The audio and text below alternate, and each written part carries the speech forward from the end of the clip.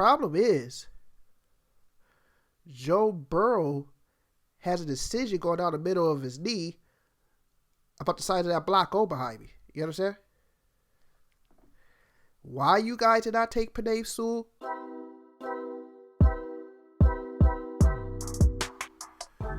What up, America? It's your boy Tom Merle from Talk419 Sports. Give you a quick little recap over the draft. Just some thoughts, primarily on the first round. I'm not going to really recap the whole draft because I ain't going to do it without my partner. I'll just give you a quick little run off and give you some thoughts. I think I do have some interesting things to say, so let's get into it. All right. First two picks went pretty much as planned. Everybody knew what was going on. Trevor Lawrence, Zach Wilson to the Jets at number 2. It is what it is. We knew what was going on with that. Why the Jets at number 2 didn't take the second best quarterback in the draft, Justin Fields, is pretty weird, but hey, whatever. So is drafting the quarterback and not putting protection of weapons around him with Sam Darnold. So, hey, that's you guys. So, moving right along. With the San Fran pick, number 3, they did what they were supposed to do. Okay? Now, my deal was, it's no way in hell you will move up to pick 3 to pick a Mac Jones. Okay? Nobody's trading up for Mac Jones. Nobody's trading up for the 5th best quarterback in the draft. Okay? And Kyle Trask probably might be better a little bit too, but you're going to call him top 5. So, to me, it's like, okay, well, they're going to take the second best quarterback in the draft at 3. Nope, they took Trey Lance, which is fine. Okay, that's fine. It's cool. It ain't Mac Jones. It's better than Mac Jones. Not Justin Fields, but hey, you took a quarterback who's going to bring up running ability. He can throw the ball. Only threw one interception in 17 career games with North Dakota State.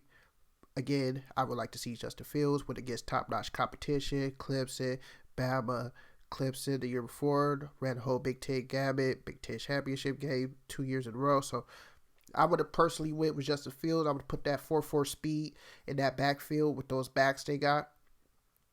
And, you know, Kyle Shanahan likes to run the option. I would have took Justin Fields. Okay, moving along. But San Fran did cool. That's cool. Trey Lance, all right. Number 4 is where, in my opinion, this is my opinion, things just got stupid. Okay. They took Atlanta, number 4, took Kyle Pitts, which probably is the best overall player in this draft. Offense or defense, just raw talent. Okay. My problem is your offense is not the problem. You guys were put up 30 balls of, did they lose in Dallas, but off a freak offside kick, but they had like 40 plus points. Offense was not the problem. You got Julio, Calvarelli, Matt Ryan had a highly productive year. You still got 2 years left on his contract. You're not getting from up under it. I mean, the offense was fine. Your defense was so atrocious. You got a defensive-oriented head coach fired. You understand? Your defense was atrocious. You need talent on every level of that defense, okay? Why did you guys not take Micah Parsons, the best defender in the draft? Why are you drafting a tight end? It was just, it was stupid in my opinion. Like, you're taking a tight end, your skill positions are set. You could have took Pat Surtain, J.C. Horn, Micah Parsons, the best defender in the draft. You guys took a tight end. All right. Whatever. Moving along. 5, the Bengals. Again, stupid. You guys took Jamar Chase. I know what everybody thinking, oh, that's his receiver from college. They won a title together. It's all good. Jamar Chase very well may be the best receiver in this draft had he not opted out. But, hey, you got bought out of Devontae. But he could have been the best receiver. You know what I'm saying? If you had him graded higher, fine. So, the problem is Joe Burrow has a decision going down the middle of his knee about the size of that black O behind me. You understand? Why you guys did not take Penei Sewell, the best offensive lineman in this draft? I heard some GMs were saying he's the only surefire, excuse me, guys, Hall of Famer in this draft? Why you opted to take a receiver instead of protecting your quarterback who got beat to oblivion, who had his knee tore up and it looked like it wasn't even attached to the rest of his leg? But hey, have fun tossing the ball on your back and with a concussion coming out every other game. I hope that don't happen. Let's knock on wood. But hey, it is what it is. That's what you guys took. 6. Let's go to the MIAO again. I would have took Sewell. I would have added some protection for Tua. But I'm not mad at what Miami did. They took a receiver. Now, Jamar Chase off the board. Your next two is Devontae Smith and Waddle. I personally think Waddle's that guy. I mean, not Waddle, but Devontae Smith, I think he's going to be like next level. Like, I think he's going to be a dog. I don't care how little he is. I don't care how slight he is. Marvin Harrison, you know what I'm saying? Reggie Wayne, AB, you know what I'm saying? Now they got more meat on him, but more Marvin Harrison. But actually more explosive than Marvin Harrison. But I'm just saying, though, like, I personally would have been Devontae Smith, but I can't knock you from Waddle. You gave Tua a weapon. Cool. Moving along. 7, Detroit. Detroit, you probably guys did the smartest thing outside of the number 1 pick in Safran. You guys took a lineman. Okay? You could have added, you did lose damn near all your receivers. You could have took a receiver. You could have took the easy route. You could have took Devontae Smith, kept it pushing. Probably, maybe should have. I don't know. But you took, as, again, GMs around the league said, the only surefire Hall of Famer in this draft. I can't knock you for that, man. You took a lineman. It starts up front. It's not sexy. It is what it is. The best player fell to y'all offensively. So, again, I would Devontae Smith for argument. But, Lions, you did good. Good shit. Moving along. Now is where I personally, this is where it starts to get upsetting for me as a Dallas fan. Okay. Now, the 8 and 9 spot, Carolina 8, Denver 9. Carolina takes J.C. Horn, corner, South Carolina Gamecocks. He's a hound. He has got this brand new quarterback, Sam Darnold. You finally got what you guys think is your next franchise quarterback outside of Cam Newton. Allergies killing me. And you should shore up your offensive line. Penei Sewell, again, I'm not gonna harp on all the superlatives and hyperbole that gets tossed his way. Surefire Hall of Famer, blah blah blah. But she took a corner. You drafted all defensive last year. All right, I'm not gonna harp on them too much. They did take a good ass player, but they should have took Sewell.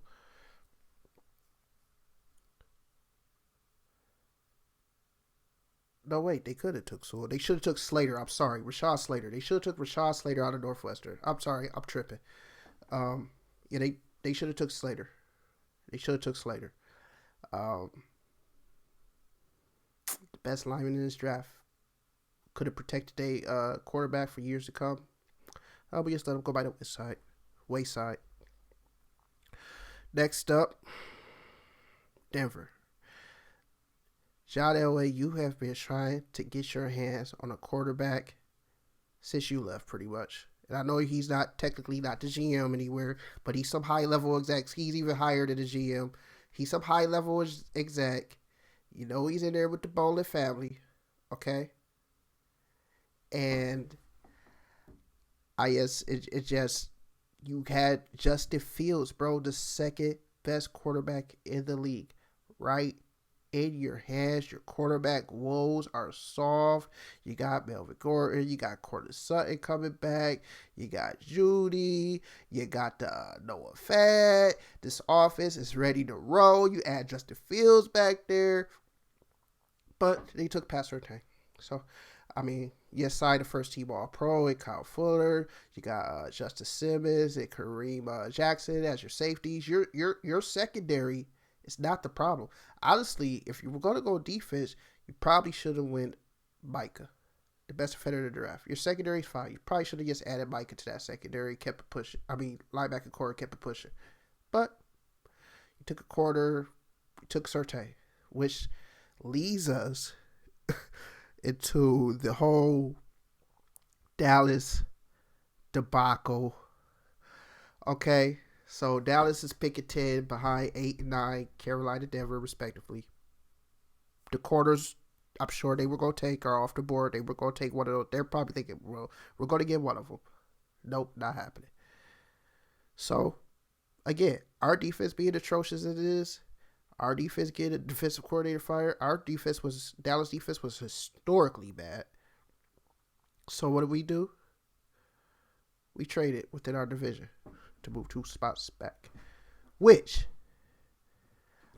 on draft night, I was mad, but I guess I was just mad we didn't get a quarter. I'm not really mad at the trade. The trade was a good trade, okay?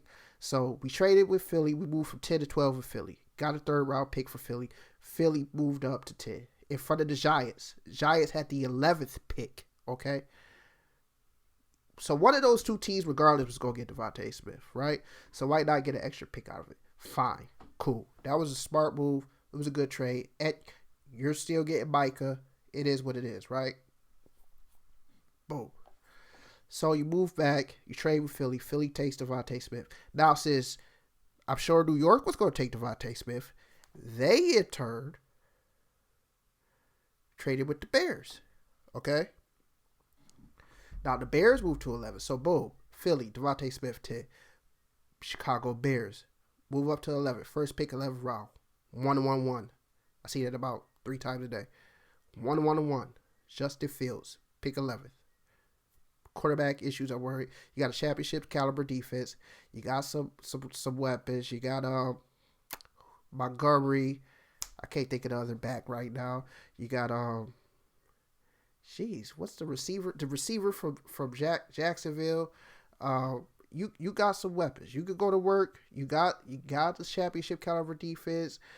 Khalil Mack. You got Roquan Smith. You got Eddie Jackson back there. Chicago, you probably win in this division. Let's keep it a dollar. Hats off to Chicago. Which leads us back to Dallas. At 12, we took Micah. Again, on paper, great. The hell? I'm sorry, guys. On paper, great. But I'm gonna get to the reason why I don't like this. Just a little foreshadowing. All right, but next. After that, let me move on to the New England. New England, they stayed solid. They stayed down. They walked no picks down. They didn't trade. They didn't trade up. They didn't do anything unnecessary. They got the quarterback they had an eye on. Although, Bill Belichick looked a little underwhelmed when he was overthrowing passes at the Alabama Pro Day. They got their quarterback in Mac Jones. They didn't have to trade. They didn't have to move. They got another statue in the pocket, Tom Brady 2.0. Tad bit more athletic. But, hey, that's who you wanted. That's who you got. You didn't have to move. You got to sit there. Boom. Moving along. The Giants. Now. Now, the Giants, since they swapped with the Bears, they dropped to 20. You know what I'm saying? Giants took the receiver out of Florida, Cardavius Toney, which I didn't really know nothing about. But when we were doing our mock draft, Dub dropped some knowledge on me. He told me about that kid. Like, you could go back and review the tape, our last Go Talk podcast episode. He liked that kid. And when they rolled to tape during the draft, it said his pro cop was Tyreek Hill, and they showed him with the ball in open field. That's big time. That kid might be big time. I guess he got a couple off the field issues, and I guess his hands can, you know what I'm saying, be a problem at times. But when I saw that tape, if they get that, Nick Saban said, you got to stop 84, you got to stop number 1. Kyle Pitts and this Cardavius Toney kid. So, Giants, good move. Traded back, got some more draft capital, and you got your receiver. Keep it pushing. Like what the Giants did. 24 pick. This last thing I'm going to touch on. During the mock draft, when you see me get to Pittsburgh, I was going to reach for this pick, but I was just Sorry, guys. That was the old lady. Uh, I was just so during the mock draft, I was just scrolling. It is. I didn't even see his name. I was going to take him in the mock draft for Pittsburgh, Najee Harris, but I ended up just giving him a lineman because I felt it was too far of a reach, and honestly, they run game problem was more so the line than it was the backs plural. You know what I'm saying? So I felt they should have took a lineman. Big Ben always getting beat up and hurt every year. Your running game's not productive. Your current linemen are getting long in the tooth. Probably should have took a lineman. But, you know, you took Najee Harris, who is a stud. He's a stud. I like the kid. Again, that probably is going to work out for y'all somehow in the long haul because that was a great kid. Great pick, great kid. Next, moving along. What else we gonna pick?